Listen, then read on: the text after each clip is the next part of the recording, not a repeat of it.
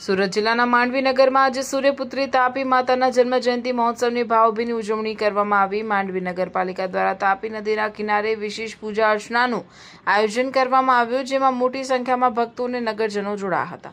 સુરત જિલ્લાના માંડવી નગરમાં સૂર્યપુત્રી તાપી માતાના જન્મ જયંતિ નિમિત્તે ધાર્મિક અને ભક્તિમય વાતાવરણ જોવા મળ્યું હતું। માંડવી નગરપાલિકા દ્વારા તાપી નદીના કિનારે વિશેષ પૂજા અને આરતીનું આયોજન કરવામાં આવ્યું હતું।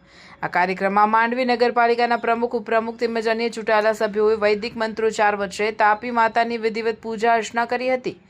તાપી માતાના દર્શન માટે સમગ્ર નગરમાંથી ભક્તોની ભારે ભીડ ઉમટી પડી હતી। કાર્યક્રમ દરમિયાન તાપી માતાની 108 ફૂટ લાંબી ચૂંદડી અર્પણ કરવામાં આવી હતી, જેને કારણે ધાર્મિક ભાવનાઓનો અનોખો માહોલ સર્જાયો હતો। કાર્યક્રમમાં નગરના અગ્રણી મહાનુભાવો, સામાજિક આગેવાનો અને મોટી સંખ્યામાં શ્રદ્ધાળુઓ ઉપસ્થિત રહ્યા હતા।